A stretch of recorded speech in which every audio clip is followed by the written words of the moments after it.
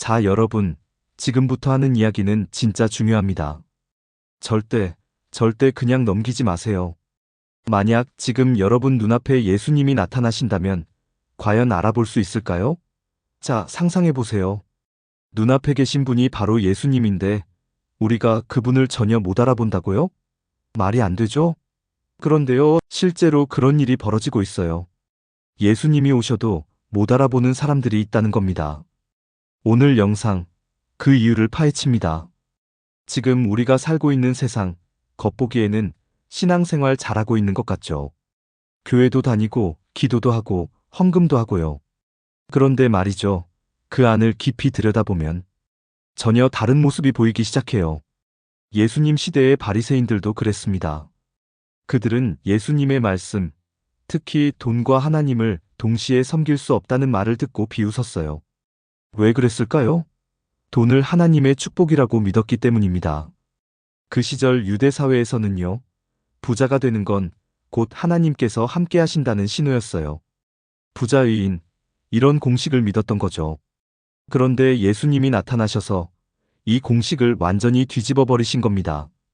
예수님은 돈이 신앙을 망칠 수 있다고 딱 잘라 말씀하셨어요. 이 말은 곧 유대인들의 기존 가치관을 정면으로 부정한 것이었습니다.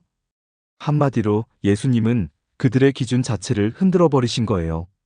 지금까지 이게 옳다라고 믿어왔던 게 실제로는 하나님 나라와 전혀 상관없는 길일 수 있다는 경고였습니다. 지금 우리에게 이 말씀이 어떤 의미일까요? 교회 잘 다닌다고, 겉으로 의로워 보인다고, 그게 다가 아니라는 겁니다. 진짜 중요한 건 우리가 어떤 마음으로 신앙을 대하고 있느냐는 거예요. 이제부터는 예수님이 말씀하신 그 진짜 핵심, 더 깊은 이야기를 함께 파헤쳐 보겠습니다. 다음 이야기부터는 우리가 왜 진짜 예수님을 못 알아보는지, 그 눈이 가려지는 이유를 낱낱이 드러내겠습니다. 그러니까요, 바리새인들은 돈을 하나님의 축복이라고 굳게 믿고 있었어요. 세속적인 즐거움도 당연히 누릴 수 있다고 여겼고요. 그런데 예수님께서는 이 마음을 꿰뚫어 보시고 아주 날카롭게 말씀하셨죠. 중요한 건요, 예수님이 돈을 나쁘다고 하신 게 아니에요. 돈은 그냥 도구일 뿐이고, 문제는 우리가 그걸 어떤 자세로 대하느냐예요. 예수님은 이 부분을 설명하시기 위해 결혼, 이혼, 간음 이야기를 꺼내신 거예요. 갑자기 주제를 바꾸신 게 아니라 마음가짐의 문제를 구체적으로 보여주신 거죠. 그 당시 유대인들은 이혼을 너무 쉽게 생각했어요. 율법에 따라 이혼 증서만 주면 끝이라고 여겼거든요. 그래서 마음만 먹으면 얼마든지 아내를 버리고 다른 여자를 만날 수 있었던 거죠. 하지만 예수님은 이걸 그냥 두고 보지 않으셨어요. 이혼 자체를 나쁘게 보신 게 아니라 율법을 자기 이익에 맞게 교묘하게 해석해서 악용하는 그 태도를 지적하신 거예요. 결국 문제는 율법이 아니라 그걸 이용하는 인간의 마음이라는 거예요. 다음 말씀에서는 더 깊이 있는 충격이 기다리고 있어요. 절대 놓치지 마세요. 진짜 핵심은 이제부터입니다. 하나님의 나라는 그냥 자동으로 오는 게 아닙니다. 유대인들은 그때 당시에 자신들이 아브라함의 자손이니까 당연히 하나님의 나라에 들어간다고 생각했어요. 하지만 예수님은 그 생각을 완전히 깨버리십니다. 하나님의 나라는요, 진짜 진지하게, 치열하게 노력하는 사람만 들어갈 수 있다고 하셨습니다. 그 말은 단순히 혈통이나 가문, 종교적인 권위, 또는 교회 열심히 다닌다고 해서 되는 게 아니라는 거예요. 예배 빠지지 않고 드리고, 헌금 열심히 하고, 봉사도 하고, 이런 것도 중요하긴 하죠. 하지만 그게 전부는 아니라는 겁니다. 문제는 우리의 마음이에요. 진짜 하나님을 사랑하고 그 뜻을 따르려는 마음이 있는가? 그걸 예수님은 보시는 거죠. 그런데 우리도 마찬가지예요. 지금 시대를 살아가는 우리도 예수님 당시 유대인들과 그렇게 다르지 않습니다. 우리는 어느 정도의 종교 생활, 그냥 주일마다 예배드리는 걸로 다 했다고 생각하잖아요. 하지만 하나님 나라는 그런 기계적인 신앙으로 열리는 게 아니에요. 진짜 전심으로 하나님을 찾고 그분 뜻에 순종하려는 진짜 진심, 그게 필요합니다. 이제 더 깊은 진실과 마주할 시간입니다. 다음 이야기를 듣고 나면 아마 지금보다 훨씬 더 날카롭게 내 삶을 돌아보게 될 거예요. 준비되셨다면 계속 함께 가보시죠. 현대 기독교인들이 신앙생활을 제대로 못하는 이유를 물어보면요. 거의 대부분 비슷한 대답을 하십니다. 먹고 살기 바쁘니까 어쩔 수 없다는 겁니다. 그런데 말이에요. 이게 진짜 이유일까요? 많은 분들이 직장 다니고 장사하고 학업에 치여서 바쁘게 사시잖아요. 그런데 그 와중에도 하루에 몇 시간은 스마트폰 보시고 넷플릭스 보시고 친구들 만나고 그러시거든요. 그러니까 시간이 없는 게 아니라 우선순위가 다른 거다라는 말이 나오는 거예요. 하나님은 우리가 일을 하지 말라고 하신 적이 없습니다. 오히려 성실하게 일하는 걸 귀하게 여기시죠. 하지만 그 와중에도 하나님의 말씀을 지키려는 마음, 하나님의 시선으로 세상을 보려는 태도는 절대 놓치지 말아야 한다는 겁니다. 근데 어떤 분들은 이렇게 말씀하세요. 지금 사회 구조가 너무 불공정하고 각박해서 신앙대로 살기 어려워요. 물론 현실은 쉽지 않죠. 하지만 그 말은요, 하나님 앞에서 조금도 내 이익을 포기할 수 없다는 뜻과 크게 다르지 않아요. 결국 중요한 건 우리가 얼마나 하나님을 진짜 주인으로 인정하고 있는가입니다. 작은 이익 앞에서 양보해 본 적 있는가? 불편을 감수하고 누군가를 배려해 본 적 있는가?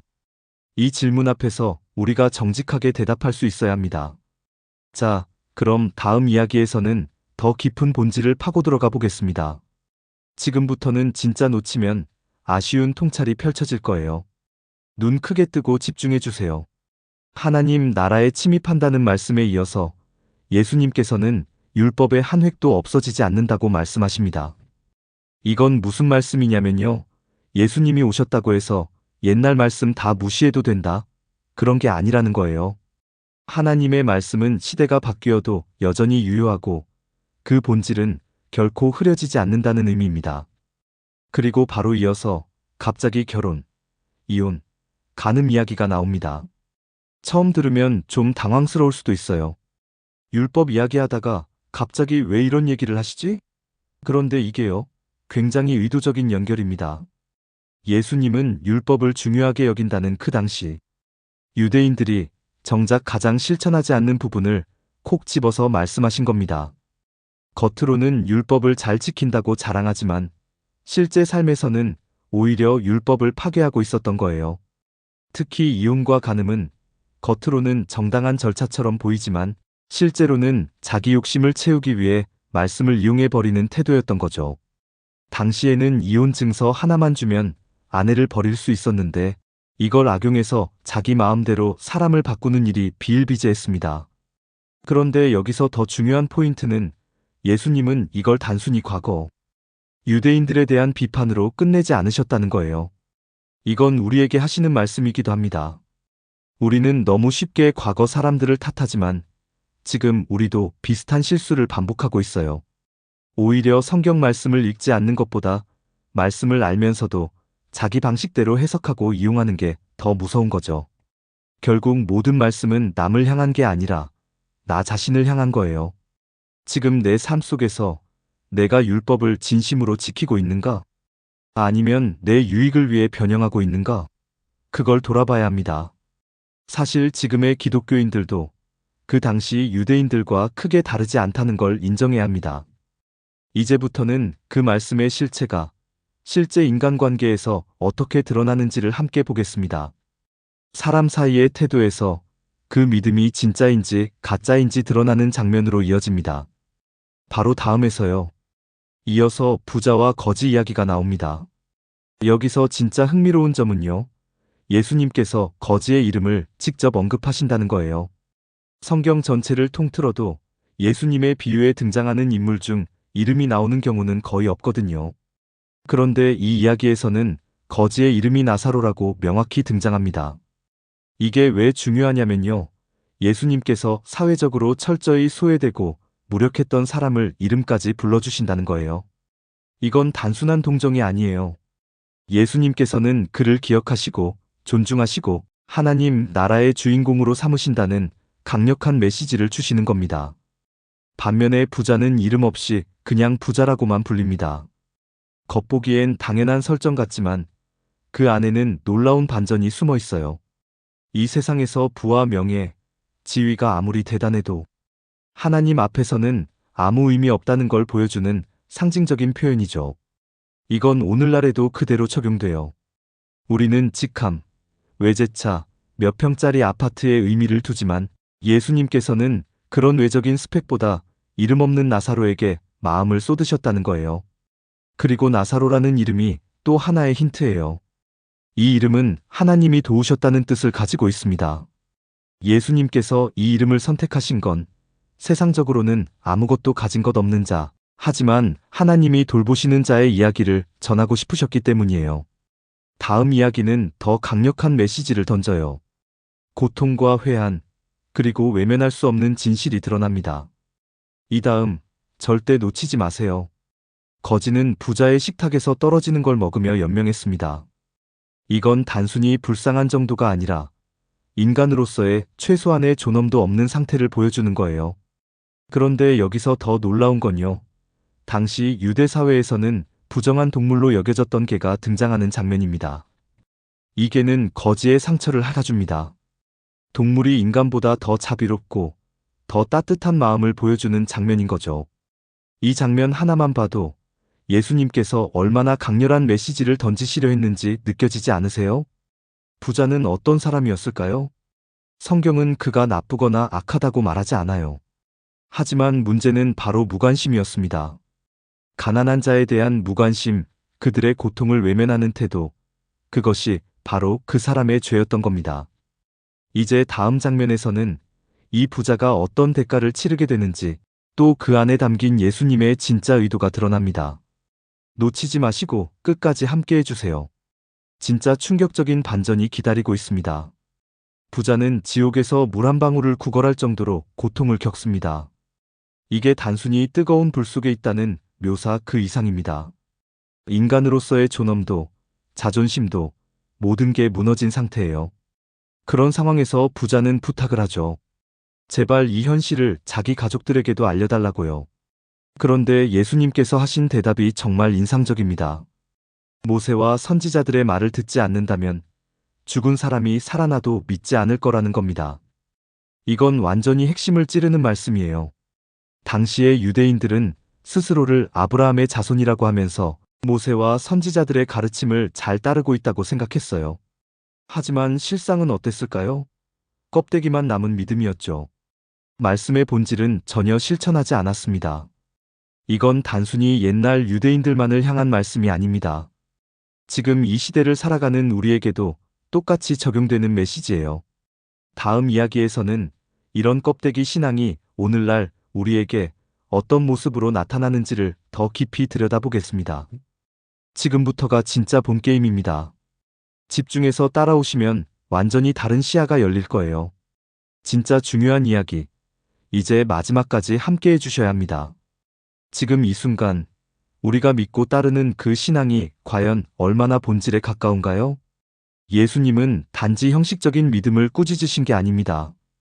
그 말씀이 향하는 방향은 바로 우리 자신, 나 자신이라는 걸 잊으면 안 됩니다.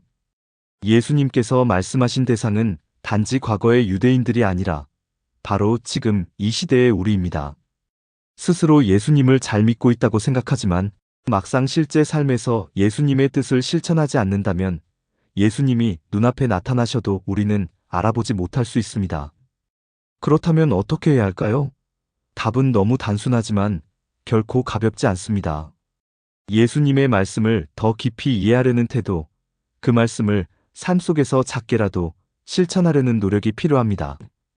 그냥 머리로 아는 것이 아니라 마음과 행동으로 옮기는 것. 바로 그때 우리는 예수님을 진짜 알아볼 수 있게 될 겁니다.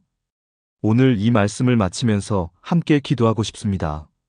자비와 사랑이 많으신 하나님, 오늘도 귀한 말씀으로 우리를 깨우쳐 주셔서 감사합니다. 저 또한 하나님 말씀과 예수님의 가르침을 깊이 따르지 못했음을 고백합니다. 불쌍하고 나약한 자들을 외면했던 저의 마음을 돌아봅니다. 이런 저를 불쌍히 여기사 예수님의 가르침을 진심으로 실천할 수 있도록 인도해 주시옵소서. 우리가 세속적인 세상에서 누리는 즐거움이 결코 좋은 것만은 아니라는 것을 알게 하시고 단지 천국을 가기 위한 신앙이 아니라 지금 이 땅에서도 사회적 약자를 보살피는 삶이 곧 복이며 기쁨임을 깊이 깨달을 수 있도록 도와주시옵소서. 예수님의 이름으로 기도드립니다. 아멘. 오늘 내용이 마음에 남으셨다면 다음 영상에서는 우리가 어떻게 그 예수님의 말씀을 실생활 속에서 실천해 나갈 수 있을지 조금 더 구체적인 이야기를 나눠보겠습니다. 생각보다 놀라운 통찰이 여러분을 기다리고 있으니까요. 기대하셔도 좋습니다. 좋아요, 구독, 알람 설정 잊지 마시고요. 마지막까지 시청해주셔서 진심으로 감사합니다.